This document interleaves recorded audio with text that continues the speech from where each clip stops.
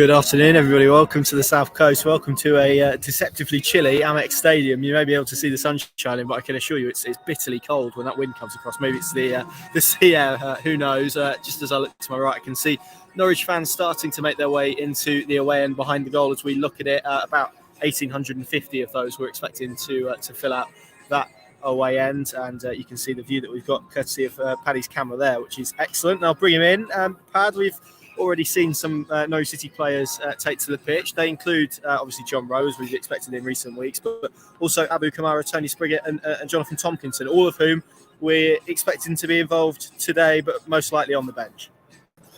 Correct, Connor. Yeah, T minus 2 or 3 minutes, so you cut across me as and when, but that is the indication that we've been given that due to the scale of the injury absences that those four you mentioned. Abu Kamara, of course, played an hour or so for the 23s last night at Carrow Road. So no doubt that, and it seemed a bit surprising. You know, they were chasing that game. Obviously came back to draw 1-1, but you guys scored 17 goals and you're chasing the game and you bring him off after an hour at Carrow Road. Well, now we probably know why. That he's hot-footed it down here. He's joined up with the camp and subject to being served a curveball. We expect him and Rowe and Spriggett and Tompkinson all to be named on a Norwich bench.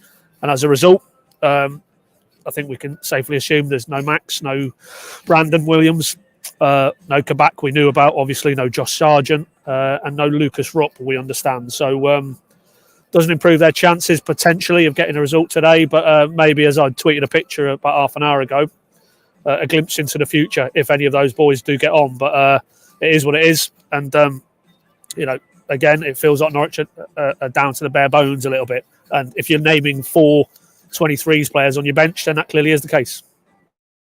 Yes, indeed. And it's been a grim few weeks for Norwich City, I would say. A lot of people reflecting on maybe the club, its model more generally. Obviously, the performances on the pitch in the Premier League this season. They come into the final 9 games of the season, bottom of the division. It's going to take quite the great escape. I think we're all agreeing it would probably need to require a win here today. But strip it all back, Pad, with the expectation that I'm going to cut across you in a couple of minutes. What kind of response do we need to see today? I'm not even talking in terms of results, but in terms of performance, because that feels like we're at that stage of the season where maybe it's about looking to the future and ensuring the players deliver good performances to ensure that they're involved next season as well. Sorry, ultimately, if it isn't going to go for them in terms of picking up enough points, maybe even to make this an actual contest going down the stretch, these remaining 9 games. But if it isn't to be, and it's the Championship, then there will have to be changes. There'll have to be a natural refresh of that squad. And there's nothing, I think, quite like seeing a young, as we've seen with John Rowe, in cameo form already. But there's nothing like, seeing fresh, young, fearless, exciting talent coming through. And that's basically what this has been built on under Webber and Farker prior to, the likes of Aarons, Lewis, Godfrey, Cantwell to an extent.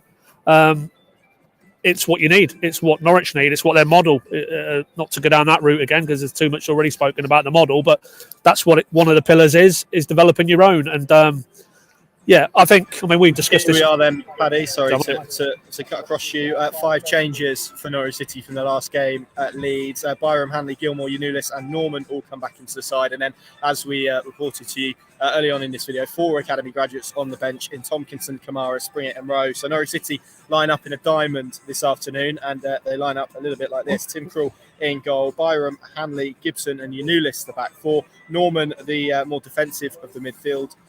Gilmore kind of on the right-hand side of that central midfield. Elise Malou on the left with Kenny McLean in the 10 role behind Pookie and Rashica. The bench, Angus Gunn, Christoph Zimmerman, Kieran Dow, Christoph Schollis, Jonathan Rowe, Jacob Sorensen, Jonathan Tompkinson, Abu Kamara and Tony Spriggett. So it's a heavily rotated side. It's going to be a side that is probably quite narrow as well, Pat. So with that in mind, we're probably placing a bigger emphasis on the fullbacks than we perhaps usually would to support Norwich City when they do go forward and look to attack Brighton this afternoon.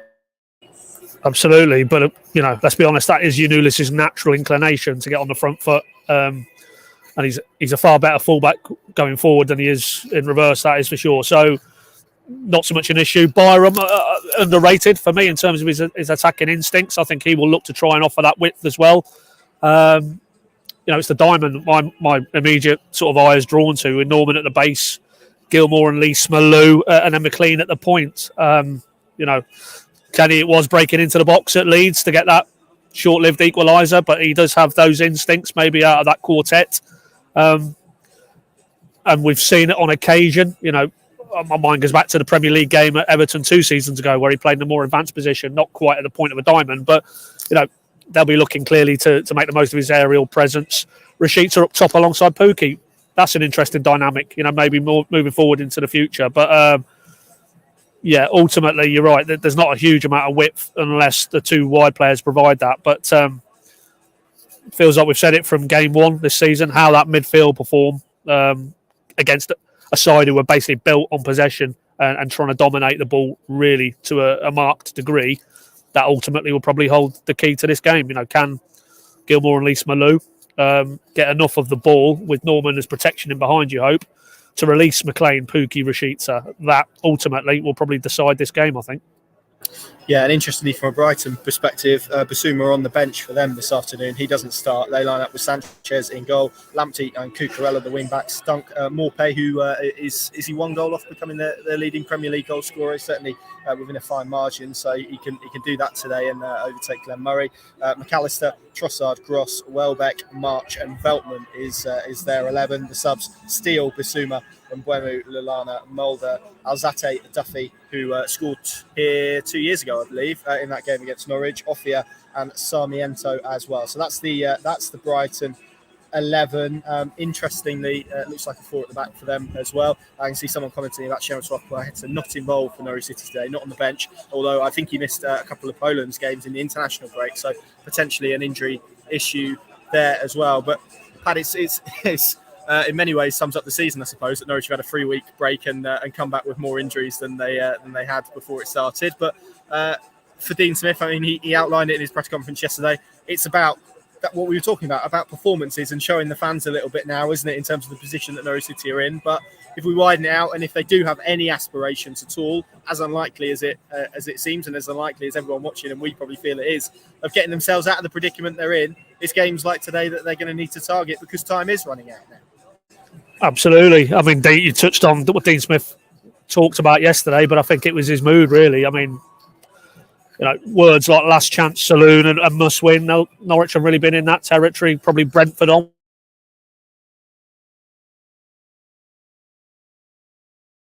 To make the most of those. And, there is still enough points, clearly. There is a precedent, albeit only 1 or 2 clubs have probably from this position managed to retrieve it.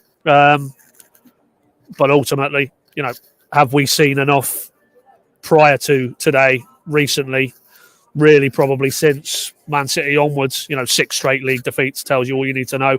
And now you overlay, no Aarons, no Williams. They're their first choice fullbacks. Sargent, yes, jury's out for many, but still, one of their more frontline options. No Adamida, of course, now for the rest of the season. It just looks like, the currents are basically negative, and it is what it is. But, there are 9 league games. I'm looking over to my right. We showed them at the start. There's 1,850 Norwich fans today. Kudos to them making the trip, because, they're putting their hard-earned money where it is, and their time as well. They will expect, as Dean Smith said yesterday, to those players, go and show that you care about playing for Norwich. For me, that's pretty damning, really, that Dean Smith was actually compelled to talk in those terms.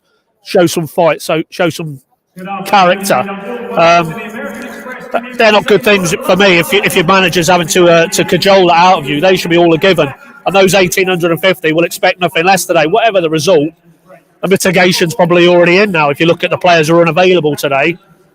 But ultimately, if it is to be a relegation again, and it is to be a championship again, don't limp into it as they did so pathetically 2 seasons ago in that Project Restart period, where it was 9, 10 straight defeats.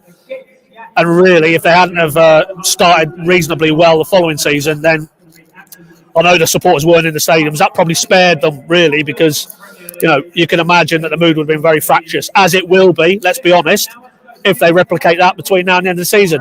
There's 6 straight defeats now. Heaven forbid, if they can't pick up a win or 2 between now and the end of the season, then those questions from the model down to the recruitment to Stuart Webber to Dean Smith to the players, they'll only become more phosphorus and more magnified. It really, you cannot overstate. These 9 games now can really change the mood, or at least inject some optimism and some positivity. And hopefully, in the midst of those 9, we see some performances, but obviously winning games of football as well. Because ultimately, if Norwich are ending up in the Championship, they will need to circle the wagons and come back and be able to win games of football. They've obviously proven that in the Championship last 2 seasons. They've been in it, but there's no guarantees at all. It's a different head coach. There'll be a different turnover of players. And ultimately, they don't need to limp into this summer. They need something for those 1,800 and all the people back home, either following it through us or wherever, something to cling to, because they've not given them anything in these last few games, and particularly the Leeds and the Brentford games, where they've been, as Dean Smith says, not good enough by a long shot. And, he doesn't need to sugarcoat it, and I don't think he did yesterday, to be fair to him. He could have come out and, dealt in platitudes, but for me, that was a man who's maybe at the end of his tether with it all. So, no mistake about it. If Dean Smith is still here at the start of next season, which I would expect him to be, these players are playing for their futures under him, because he doesn't strike me as a coach who's going to be accepting of the levels he's been getting from these players moving into the new season. Yes, absolutely. I mean, there are ways to lose games, aren't there? There are ways to get relegated from the Premier League, and performances like Leeds and even maybe to a lesser extent Brentford, although I know Dean Smith has gone on the record and said that for the large part he was relatively happy with that. It's kind of what Norwich City have to play for now, because it is looking grim in terms of the Premier League. They haven't caused enough teams problem here, as Darren Huckabee says on Facebook. Good evening, Darren. I hope you're well. And it is about that now, isn't it? It's about giving the fans something back now. It's about proving that actually they do want to play for the shirt. They do want to play for the badge. There is some expectation that comes with that naturally, but by the same token, I mean, you mentioned concern. It was concern for Dean Smith to hear Dean Smith rather say that he didn't feel that his players had, I think he used the word arousal, we'll probably use a different word, but maybe weren't up to scratch against Leeds. And the magnitude of that fixture, it's fairly unforgivable, really, isn't it, for the players to be in that state of mind? So today does need to be a response, doesn't it, for not just the fans, but also for themselves and for their personal pride, I would imagine. Well, I mean, what they could do with a hooks or two in their lineup, let's be honest about it, but them days sadly are gone. Dean Smith also said yesterday that it's not just him and Shakespeare, it's not a one-way conversation. They're not telling them, you need to do this, you need to do that, we need to see more. He also said those players are telling us that they don't want to be remembered as that group of players, who threw it in, who raised the white flag, contrary to what Dean Smith said after Leeds. There must be a personal pride, surely, that particularly the ones who've been over this course and distance before. Max talked about it earlier in the season. It does leave a stain, I'm sure, on these players to go through the bruising relegation, because ultimately what that says is you failed as a player. It's a team game, of course, and there's many moving parts that make up a successful club. But ultimately, as an individual footballer, they take the plaudits and the kudos when they lift in championship titles. So the opposite has to be true as well. Look at yourself first, then look at the team, then look at any other area you want to look at. And as a player, and Dean Smith's constantly telling us, and every time I've ever dealt with any of these players, I wouldn't dispute them. They are an honest group of players. They do care. But whether they're just beaten down with it, and particularly the ones, as I say, who've been through this before and they could almost see the warning lights from a long way out, here we go again. That is hard. That is hard to overcome and sort of walk through that, because, we all know, quality-wise, they're inferior players to the majority, if not every other squad at this level. So you're starting from a standpoint where you're not as good as the players you're up against.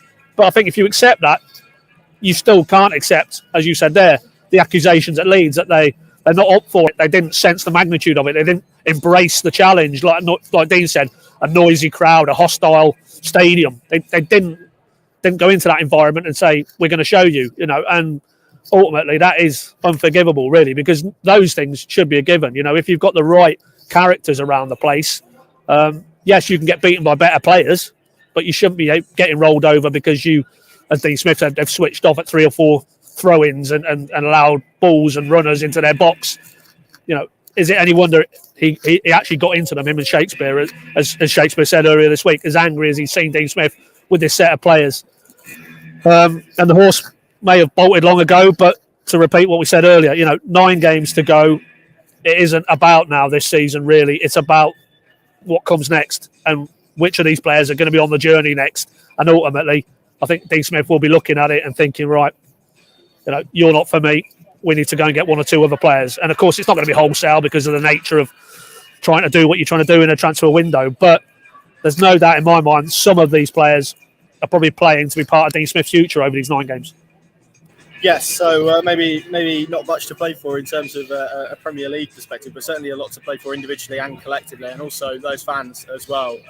As you said right at the start, 1,850 of them who have made the trip to Brighton today, which is it's not a short trip, is it, for Norwich City fans, as we know all too well, and they will be expecting at least a performance, particularly those who are Ellen Road as well. So just to round off then, we'll bring that Norwich City team again. It's a diamond for them today. Tim Krul in goal, Byram, Hanley, Gibson and Yanulis the back 4.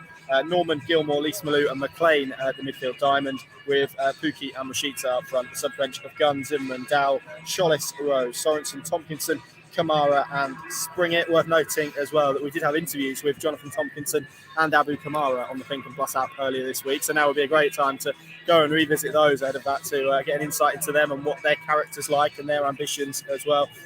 Good chats with those two. You can of course follow the match live on with the live blog with Dave Freezer, who is his last game today. So let's hope that Norwich City can finish his reign in his role with a win. That would be really good. Thank you very much for watching. Hopefully you enjoy the rest of your afternoon, and we'll see you again very, very soon.